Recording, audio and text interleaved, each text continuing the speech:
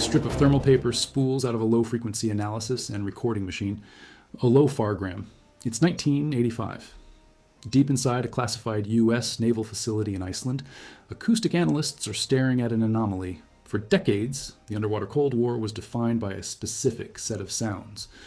Low-frequency acoustic energy travels for thousands of miles through the ocean's deep sound channel. Whenever a Soviet submarine rounded the North Cape to slip into the Atlantic, it announced its presence. It was unmistakable, and it was loud. NATO hydrophones bolted to the seafloor, part of the multi-billion-dollar sound surveillance system, or SOSUS, picked up the distinct acoustic signature of Soviet engineering. You could see the narrowband tonals on the paper, the rhythmic churning of a poorly milled cavitating propeller, the 60 hertz electrical hum of the boat's generators. Analysts could track the heavy, relentless vibration of massive reactor coolant pumps grinding away inside the hull. Then the telemetry logs changed. The cascading lines on the lofograms, usually dense with the acoustic fingerprints of Soviet nuclear submarines, began showing vast, inexplicable gaps. Western tracking networks were picking up ambient ocean noise, the shifting of tectonic plates, the calls of biological life. But the mechanical signatures they relied on to track the Soviet Northern Fleet were fading into the background static. It was a hole in the water. A 10,000-ton mass of steel was out there, displacing water and running a nuclear reactor, yet the American acoustic net was functionally blind. This was Project 971 Shchuka B. NATO would call it the Akula-class. If you want to understand the engineering that defined this era beneath the ice, subscribe to the channel as we explore the unclassified depths of naval history. To understand what Soviet naval architects achieved with the Akula, you have to look at their starting point. The Soviet Union had largely ignored acoustic stealth. Their design philosophy relied on brute force. Take the legendary Alpha-class or the early Victor-class submarines. Soviet engineers prioritized speed and high-yield titanium hulls. They wanted boats that could outrun American torpedoes and dive below the crush depth of Western submarines. The physics of the ocean dictate that moving fast and diving deep requires immense power and rigid pressure hulls, but stealth was an afterthought. A pressurized water reactor generates immense heat transferred through a primary coolant loop. Pumping that pressurized, highly radioactive water requires massive mechanical pumps. In earlier Soviet designs, these heavy pumps and turbines were mounted directly to foundations welded straight to the inner pressure hulls. The physics are unforgiving. Every vibration from a spinning turbine blade and every hum of a heavy-duty pump transferred directly through the steel mounts into the pressure hull and out into the surrounding ocean. The submarine acted as a massive submerged speaker. The United States understood this vulnerability. They invested heavily in silencing their own Los Angeles-class attack submarines with precision machining and acoustic isolation, while laying thousands of miles of copper cable across the Atlantic and Pacific seafloors to track the noisy Soviet fleet. For a long time, the Pentagon rested easy. U.S. intelligence assumed the Soviet industrial base was at least 10 to 15 years behind the West in precision machining and microelectronics. The Soviets didn't have the domestic milling machines required to carve a quiet propeller, and they lacked the computer processing power to run complex fluid dynamic simulations. They were outmatched. But in the late 1960s and through the 1970s, panic began to spread through the Soviet Ministry of Defense. Moscow was receiving highly classified intelligence through a deeply embedded espionage network, most notably the Walker spy ring.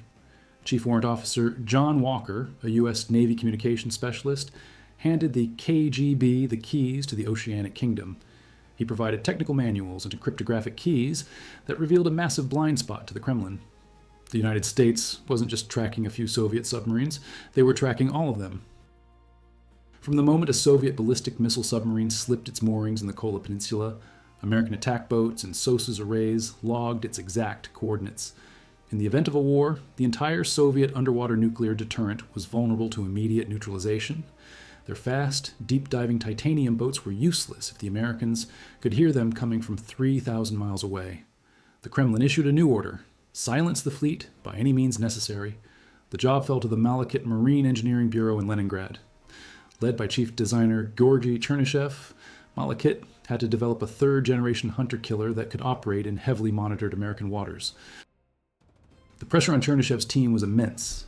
They were being told to solve a delicate acoustic physics problem using a crude, brute force industrial base, inside a military hierarchy that heavily punished failure. The declassified design iterations from the early days of Project 971 show the immediate problem. They had to silence a 190 megawatt OK-650 pressurized water reactor without access to Western vibration damping technology. And they had to mask the acoustic signature of a hull while their shipyards struggled with the tight welding tolerances required for a perfectly smooth outer casing. The initial proposals at Malachit leaned on familiar Soviet methods. They considered using specialized titanium alloys, much like the Sierra-class submarines currently under development. Titanium is non-magnetic, strong, and highly resistant to saltwater corrosion, allowing for lighter hulls and deeper diving. But as the acoustic models were refined, a structural problem emerged. Titanium has unique acoustic conductive properties. It transmits high-frequency noise much more efficiently than traditional steel. Plus, the cost and complex argon gas welding environments required for titanium meant it was unsuitable for the massive serial production run the Ministry of Defense demanded. The Kremlin didn't just want one quiet prototype, they wanted a whole fleet. The designers at Malachit pivoted to a specialized high-yield steel alloy. It was heavier, and it would significantly increase the overall displacement of the submarine. But a heavier hull was only the outermost layer of the problem. To beat the American SOSUS arrays, Malachit engineers had to break the mechanical chain of vibration between the reactor and the ocean. They could no longer bolt their machinery directly to the pressure hull. They needed to suspend the entire internal architecture of the submarine to isolate it. They had to somehow float hundreds of tons of screaming, spinning reactor machinery inside the hull, completely decoupled from the outer steel. The internal geometry required for this kind of acoustic isolation would consume massive amounts of internal volume, creating severe spatial constraints for the crew and the weapon systems. As the draftsmen at Malachit finalized the first iteration of these radical blueprints, they hit a wall. They had figured out the mathematical theory of a silent submarine, but actually building it required a level of mechanical precision that didn't exist within the borders of the Soviet Union. They had a design, but they lacked the tools. To build the Shchuka-B and render the American sonar operators blind, the Soviet Union was going to have to steal the means of production directly from the West. The Project 971 pressure hull was an exercise in severe spatial compromise. Malachit's engineers committed to AK-32, a high-yield steel alloy that gave the sub the tensile strength to dive well below 400 meters. But it came with a physical penalty. The steel was dense, heavy, and a nightmare to weld. Because the internal volume was rigidly fixed by the outer diameter, space was tight. Inside that shrinking space, Soviet naval architects had to fit something entirely new for their submarines, a two-tier acoustic isolation system. Powering the boat was the OK-650B pressurized water reactor. Generating 190 megawatts of thermal energy, the system was massive. To keep the core stable, primary coolant pumps constantly forced highly pressurized radioactive water through thick steel pipes. Those heavy pumps vibrated with a distinct, low-frequency hum. Bolt them straight to the deck, and that hum travels right through the steel into the ocean. The fix was the acoustic raft. They didn't just shove rubber pads under the machinery. They built a floating steel platform, an internal deck. The reactor, the steam turbines, and the auxiliary power units were bolted securely to this raft, which was suspended on a network of pneumatic and hydraulic shock absorbers. But acoustic models showed a single layer of damping wasn't enough, so they placed that entire assembly onto a second structural frame, isolated from the outer pressure hull by another layer of rubberized mounts. It worked in theory. In practice, it was a mechanical nightmare. You have a reactor floating on a shifting raft, but it still has to push steam to turbines and transfer energy to a propeller shaft that eventually goes out the back of the submarine. The designers had to figure out how to bridge a moving, vibrating raft with a fixed hull without creating a rigid path for sound. The answer was flexible acoustic couplings. High-pressure steam and coolant crossed the raft boundary through specialized steel mesh and rubberized joints. The risk was huge. If one of these couplings failed under the immense pressure of the primary loop, a steam leak or loss of coolant could destroy the submarine deep underwater. The Soviets accepted that risk just to stay quiet. But passive rubber and hydraulic fluid were not enough to silence the low-frequency mechanical signatures. You cannot just absorb a heavy rhythmic vibration. You have to actively cancel it. The Shchuka-B integrated an early, highly classified form of active noise cancellation. Acoustic sensors lined the turbine raft to track the exact mechanical oscillation of the machinery. When the heavy generators shifted downward, an analog computer triggered hydraulic actuators to instantly push back up with equal and opposite force. Real-time, physical antiphase. Destructive interference happening on a scale of hundreds of tons, hundreds of meters below the Atlantic. Every ton of steel added to these internal rafts, and every hydraulic actuator installed required an increase in displaced volume to maintain neutral buoyancy. The boat had to get bigger just to carry its own silencing gear. Making the outer hull larger increased drag. More drag meant they needed more propulsion power to maintain speed. More power meant larger turbines, heavier machinery, and ultimately, even larger acoustic rafts. To break this cycle, the architects reshaped the outer hull. They sculpted a blended teardrop sail that flowed smoothly into the casing. They reworked the limber holes, the openings that let seawater flood the space between the inner pressure hull and the outer casing. If these were too large or angled wrong, water rushing over them created turbulent eddies and a high-frequency hiss. Every curve, weld, and grate had to keep water flowing smoothly over the steel. Internal resonance was solved. The reactor was isolated in equilibrium, but a submarine is only as quiet as its propulsion. You can silence the machinery flawlessly, but if the propeller cavitates, the boat is dead. Cavitation is a brutal physical phenomenon. As a propeller blade spins, it creates high pressure on the thrust face and low pressure on the back. Drop that pressure below the vapor pressure of the water, and the ocean literally boils at ambient temperature. Microscopic bubbles form along the blade edge. When the pressure normalizes, those bubbles collapse violently with a sharp, high-frequency snap. Multiply that by thousands of revolutions per minute, and you get a broadband acoustic scream that American SOSUS arrays could hear a continent away. To stop this, the Stuka-B needed a skewed propeller. The blueprints called for a massive 7-blade screw cast from a specialized bronze alloy. The blades were swept back and curved like scimitars to evenly distribute the hydrodynamic load across a wider surface area. This delayed cavitation until the sub reached much higher tactical speeds. The math was perfect. Then the blueprints arrived at the Baltic shipyard in Leningrad. The shipyard had the foundries to pour a 30-foot bronze propeller. But when the workers looked at their milling machines, reality set in. Soviet heavy industry was built for brute scale. Their domestic milling machines operated on 3, maybe 4 axes of movement, up and down, left and right, forward and back. To carve a skewed propeller from a raw casting, a cutting tool has to move in a continuous, fluid motion across multiple spatial planes at once. The machine tilts, rotates, and curves the cutting head while the massive propeller turns on a rotary table. The tool can never stop, and it can never leave the metal. If it pauses, or if an operator has to manually reposition the head, it leaves a microscopic ridge in the bronze. Operators tried grinding those ridges down by hand, but manual grinding is asymmetrical. Even a single millimeter variance across a 20-foot blade creates an uneven load. When that imperfect blade spins underwater, it generates an unbalanced pressure wave and a pulsating cavitation signature. It sings a very specific mechanical song into the ocean, completely ruining all the acoustic isolation inside the hull. The Ministry of Defense had poured massive amounts of capital into the most advanced acoustic pressure hull in history, only to have it compromised by a propeller they literally couldn't build. Chief designer Georgy Chernyshev flagged the bottleneck to the top brass. The internal assessments were clear. The domestic industrial base had failed. To machine that propeller to Malekith's tolerances, the shipyard needed 9-axis computer numerical control, CNC milling machines.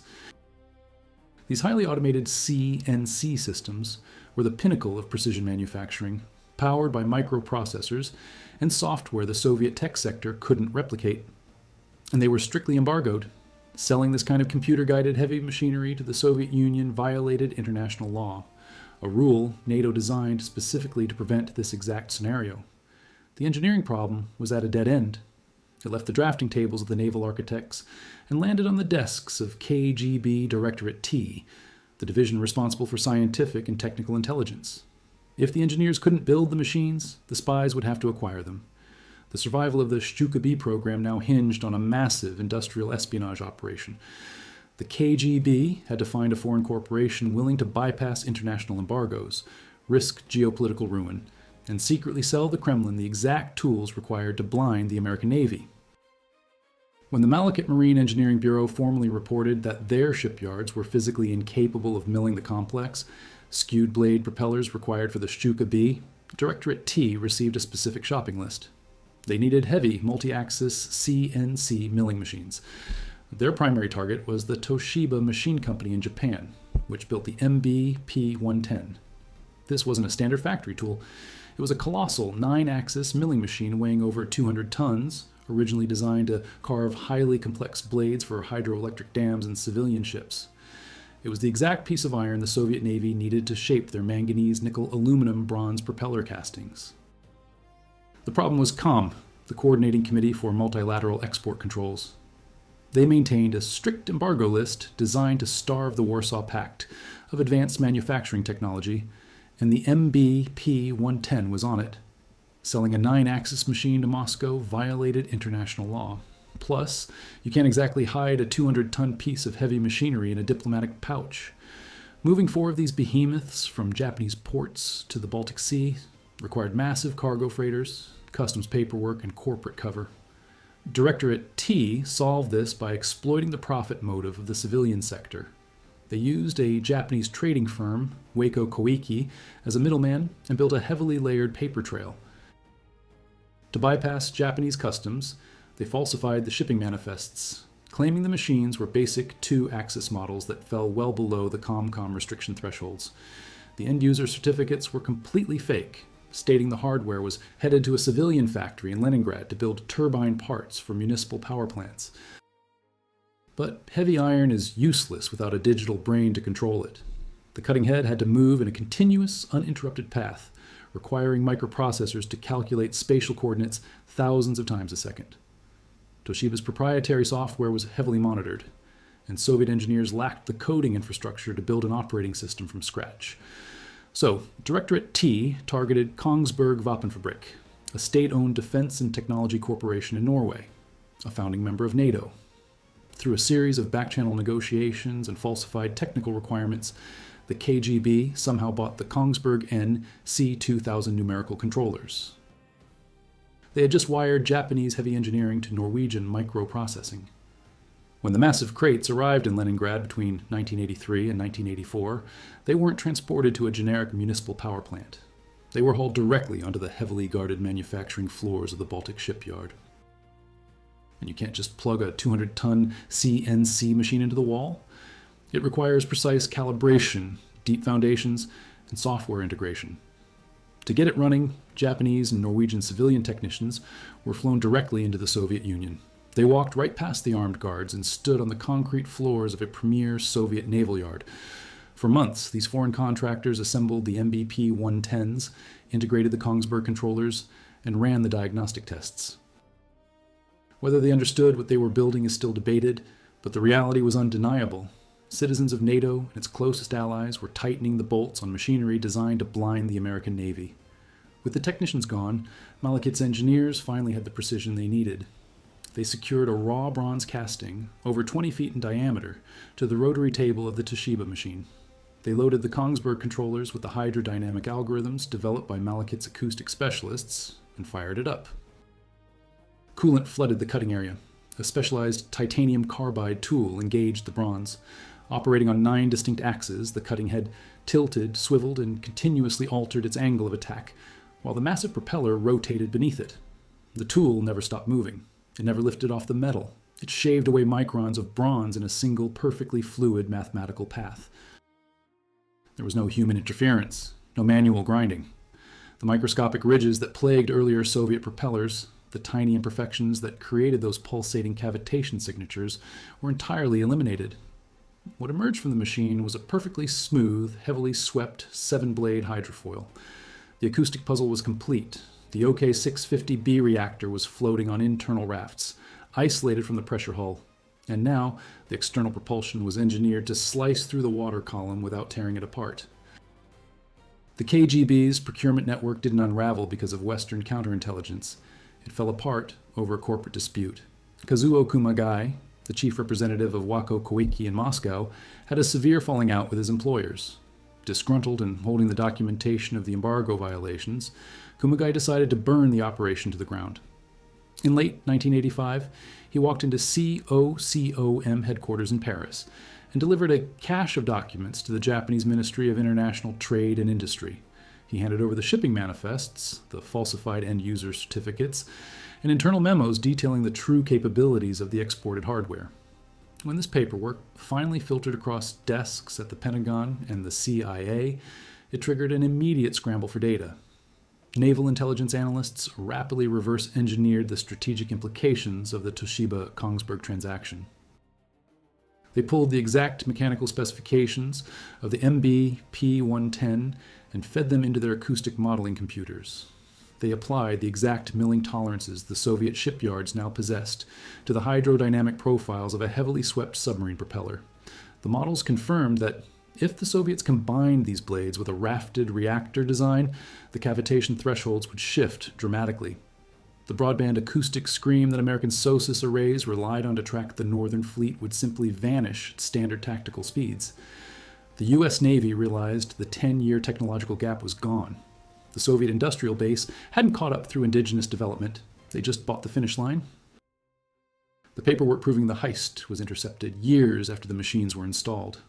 The operation had been running uninterrupted in the Baltic shipyard since 1984. The intelligence arrived too late. The cutting heads had already shaped the bronze. The propellers were already mounted to the shafts. The first project, 971 hull, K-284, had already cleared the dry dock. A fully integrated, acoustically isolated submarine was already in the water, preparing to drop below the thermocline. The American Underwater Tracking Network, a multi-billion-dollar web of hydrophones stretching across the Atlantic, was about to face a machine it was never designed to hear. The moment K-284 slipped beneath the surface of the Barents Sea in late 1984, the math was put to the test. The water in the Arctic basin is frigid, dense, and heavily stratified, a perfect medium for low-frequency sound. For decades, technicians manning the American SOSUS arrays in Keflavik and along the U.S. eastern seaboard relied on this deep sound channel as an acoustic highway. The hydrophones bolted to the continental shelf were sensitive enough to hear the mechanical rhythm of a Soviet sub thousands of miles away. But during the first Akula-class deep water trials, operators saw nothing. Inside a windowless naval facility, an acoustic analyst watches the telemetry spool out. The operational intelligence is clear. A massive new Soviet hunter-killer has left port. The estimated bearing is known. The analyst calibrates the equipment, bumps the gain on the low-frequency channels, and waits for the familiar broadband scream of cavitation or the heavy hum of coolant pumps. The screens remain static. The computers register the distant grinding of pack ice. They pick up biological life and the high-frequency clutter of civilian maritime traffic. But K-284 simply isn't there. Operators assumed the equipment broke. They ran diagnostics and recalibrated the algorithms, but the hardware was fine. The ocean was empty. Declassified logs show the U.S. Navy's panic. The acoustic gap was gone. Those massive internal rafts suspending the OK-650B reactor absorbed the mechanical resonance exactly as the Malekith engineers calculated. That heavily swept propeller bit into the water without tearing it into boiling vapor. The sub displaced over 10,000 tons of water, ran a massive nuclear plant, and moved at tactical speeds, yet it registered as ambient noise. Stealth is only half the equation in underwater warfare. If both adversaries are silent, the ocean is a dark room with two blindfolded men groping around. The American Los Angeles-class subs were incredibly quiet, and now, so was the Akula. If neither boat can hear the other on passive sonar, how do they hunt? Soviet design bureaus saw this coming decades earlier. Because they spent years at an acoustic disadvantage, they poured money into non-acoustic tracking. They knew they couldn't win a listening contest, so they learned to track a submarine's physical memory. Declassified photos of an Akula's sail show a strange array of spikes and bulbous pods sticking out of the leading edge and outer casing.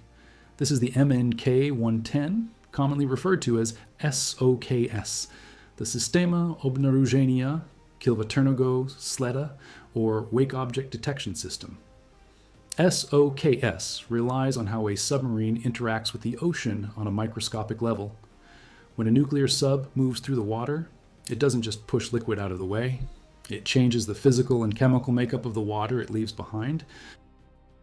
The ocean isn't a uniform body of water.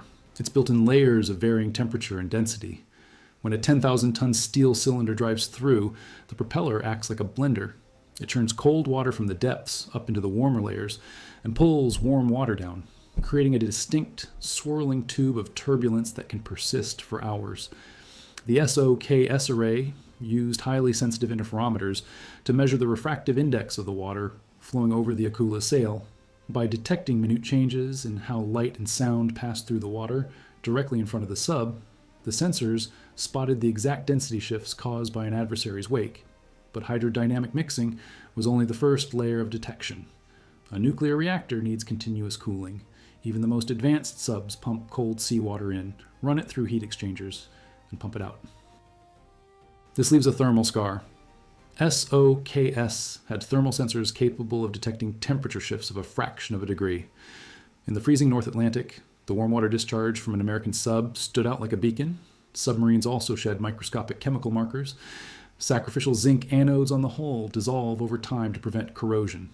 Minute traces of activated isotopes occasionally vent into the water. The SOKS array included gamma-ray spectrometers and chemical sniffers calibrated to detect the heavy metals and isotopes unique to Western nuclear propulsion. Putting SOKS on a silent hull changed the underwater Cold War entirely. K-284 didn't just slip past SOSUS. Once in the open ocean, it could hunt American attack subs without emitting a single ping of active sonar.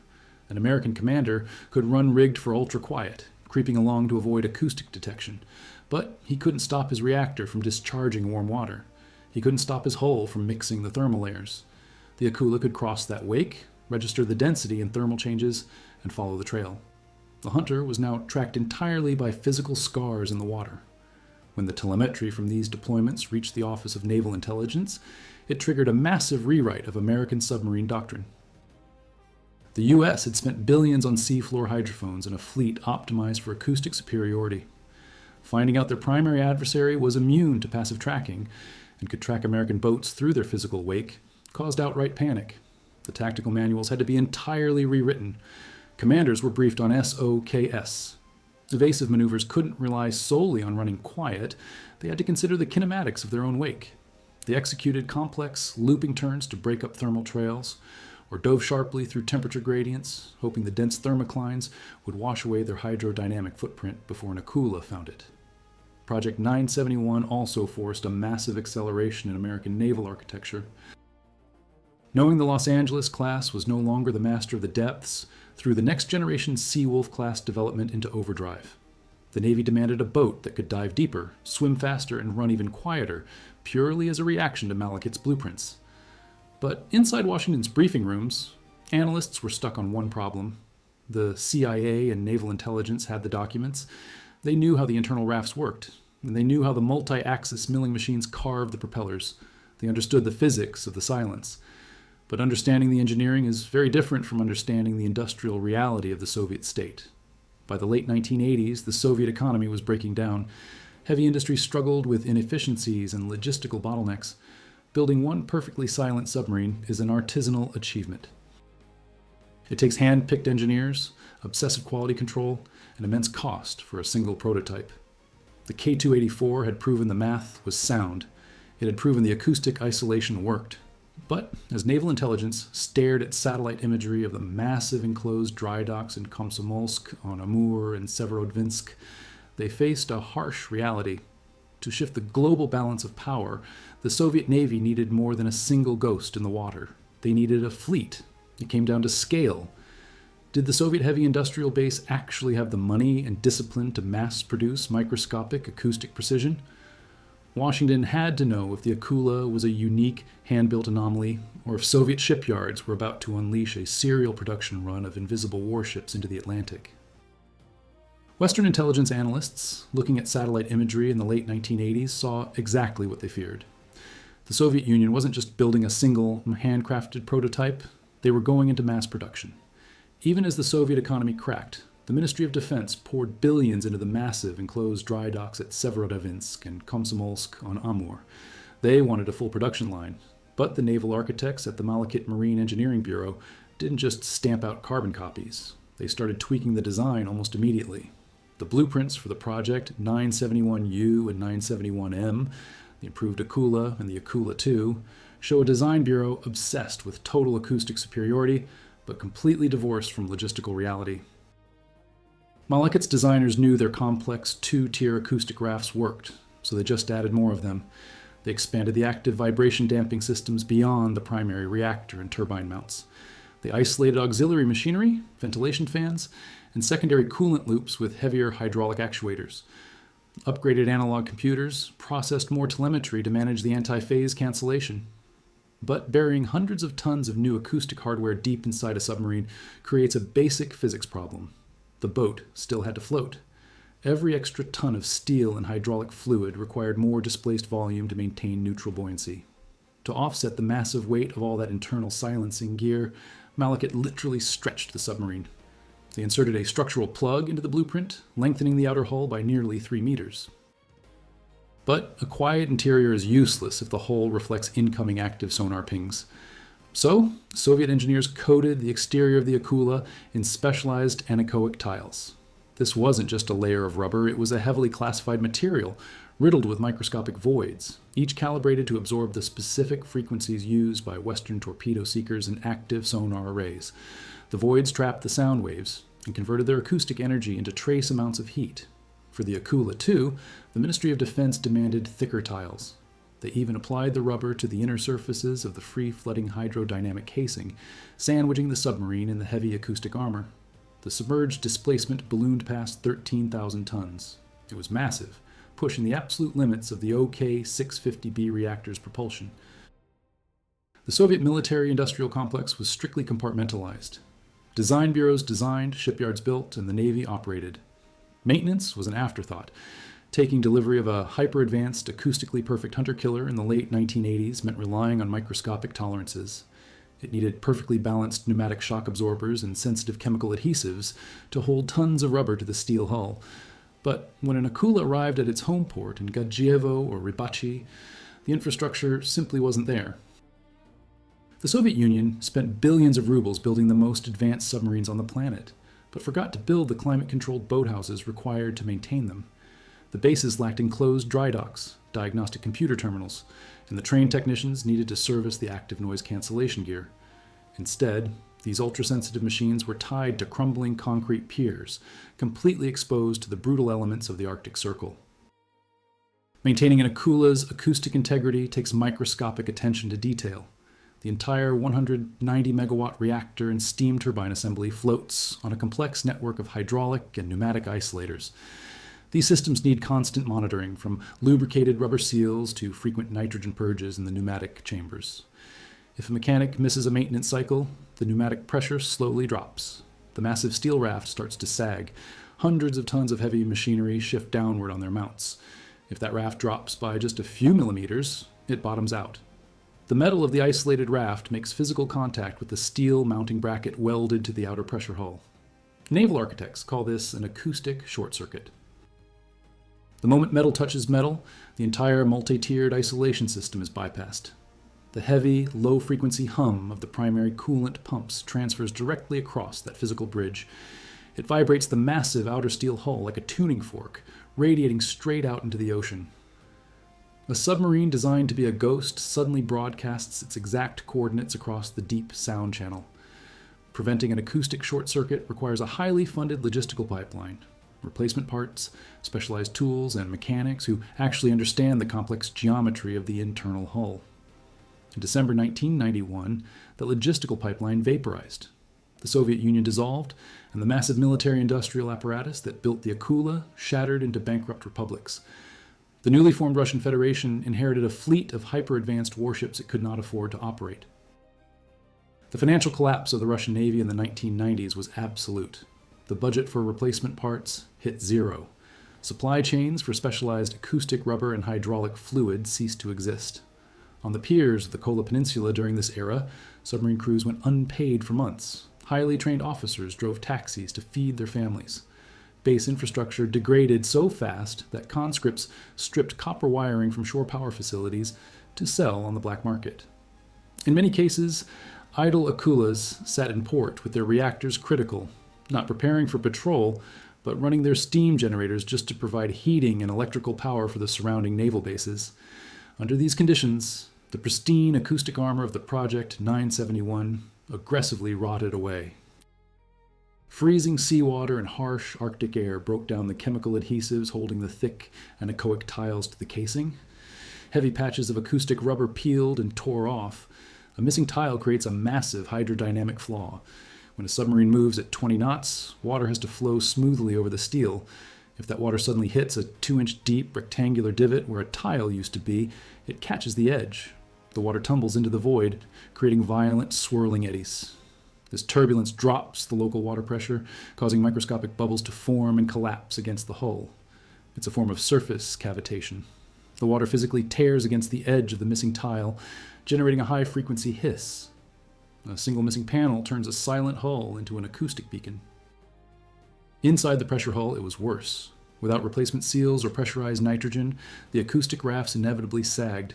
Crews manually deactivated the active noise cancellation computers because they lacked spare microprocessors and proper calibration.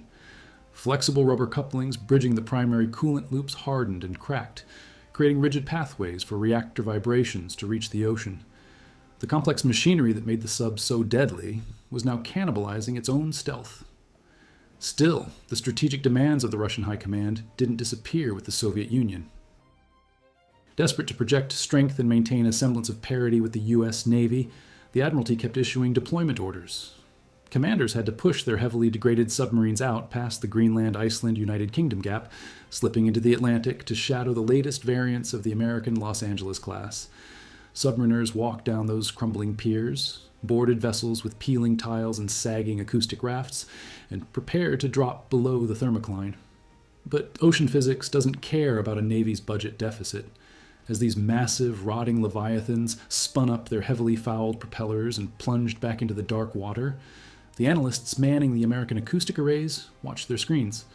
They weren't wondering how quiet the Akula was anymore. They were wondering how long a decaying hull could survive the crushing pressure of the deep sea when the system that built it had completely abandoned its internal armor. Look at the declassified budget appropriations from the U.S. Naval Sea Systems Command in the late 1980s. There's a sudden massive financial spike that completely ignores the standard procurement curves of the Cold War. This was the birth of the SSN-21 Seawolf-class. It wasn't some natural evolution in American naval architecture. It was a brute force financial reaction to one fact. The Project 971 Akula had just broken the Western monopoly on oceanic stealth. For decades, the Pentagon operated on the assumption of undisputed acoustic superiority.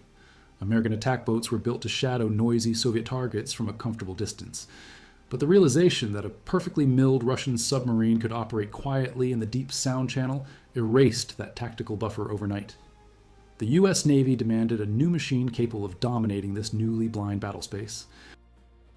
The engineering on the Seawolf was extreme. To counter the Akula's dive capabilities, American designers dropped the standard HY-80 steel used in the Los Angeles class and used HY-100. This incredibly dense alloy let the new boat operate comfortably below 400 meters. And to outrun heavy Russian torpedoes, they packed the hull with a massive S-6W pressurized water reactor, generating 52,000 shaft horsepower. But the biggest problem was countering the Akula's hydrodynamic silence. American naval architects realized a traditional skewed propeller just wasn't enough anymore. The Akula had already mastered that geometry. So the Seawolf-class got a complex pump jet propulsor. Instead of exposing the spinning blades to the open ocean, the rotor was enclosed in a massive hydrodynamic shroud. This setup heavily suppressed tip vortices and delayed cavitation to speeds well over 20 knots. The Seawolf was a mechanical marvel, but it was an economic black hole. Building a submarine that could actually hunt an Akula pushed the cost of a single hull to nearly $3 billion. It was unsustainable.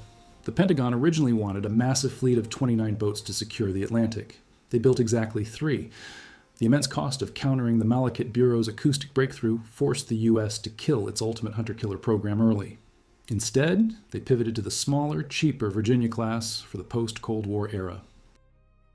The Malekith Bureau didn't just vanish when the Soviet flag came down. The chaotic 1990s stripped the shipyards of their funding, but the core hydrodynamic innovations inside the Akula's blueprints survived. They were refined and eventually transplanted into the foundation of the modern Russian Navy. You can see this DNA clearly in the current Project 885 Yasen-class guided missile submarines. When Russian naval architects sat down to design this new boat, they didn't start from a blank slate. They lifted the exact two-tier acoustic raft geometry straight from the Shchuka-B. They took the heavily blended teardrop sail profile meant to minimize turbulent eddies and grafted it onto the new hull. The Yasen uses a newer fourth-generation KTP-6 reactor, but the method for isolating that massive plant from the outer pressure hull still relies entirely on the spatial physics solved by Georgy Chernyshev's team decades earlier. The Akula became the architectural genesis for every quiet submarine the Russian Federation operates today.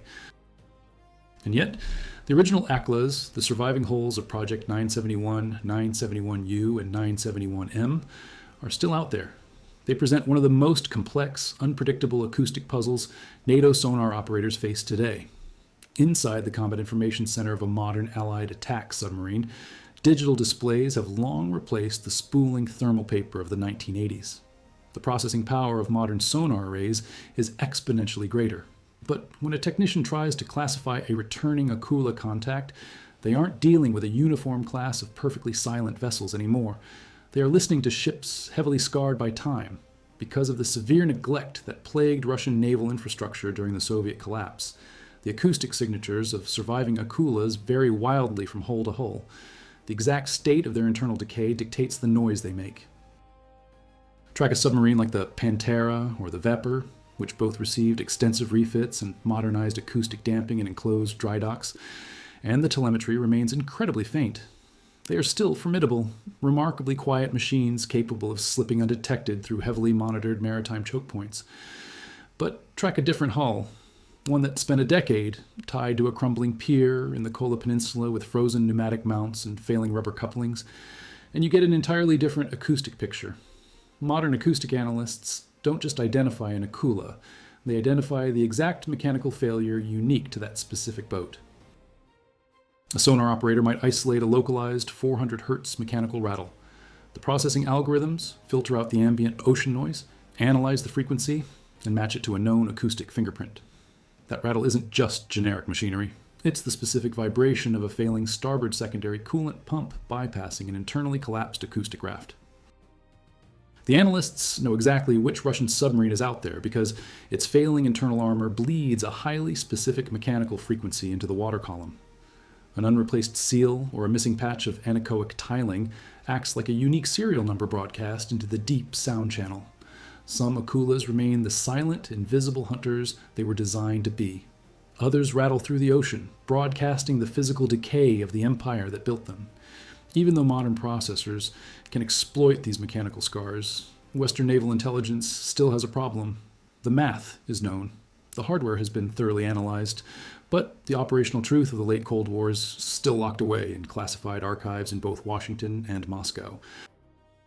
Look at the massive volume of SOSUS telemetry recorded during the late 1980s and early 1990s. The official narrative is that the Akula forced a rapid reevaluation of American tactics, and that contact was frequently lost. But the exact proximity of those encounters remains completely redacted. How many times did a Los Angeles-class submarine operate completely unaware that an Akula was tracking its wake from 3,000 yards astern?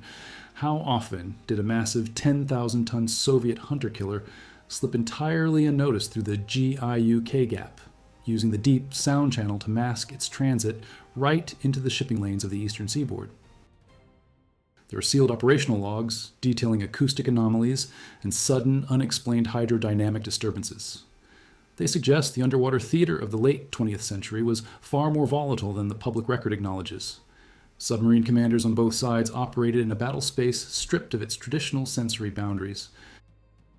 They were driving hyper-advanced nuclear-powered warships, armed to the teeth and entirely blind to one another's presence until they were nearly close enough to trade paint. The Project 971 Shchuka-B forced a total recalibration of naval tactics. It proved that a nation historically bound by brute force engineering could use mathematical audacity and a heavy dose of industrial espionage to erase a 10-year technological deficit in a single generation. The Malekith Bureau pulled off what Western intelligence thought was impossible. They took massive vibrating reactors, bolted them to hundreds of tons of suspended steel, covered the outer hull in microscopic voids of rubber, and sent the resulting Leviathan into the crushing pressure of the Atlantic. The result of that engineering still echoes through the deep basins of the ocean today. Beneath the thermal layers, silence doesn't just happen. It has to be built. And the moment that silence is perfected, the ocean becomes the most unforgiving battle space on Earth.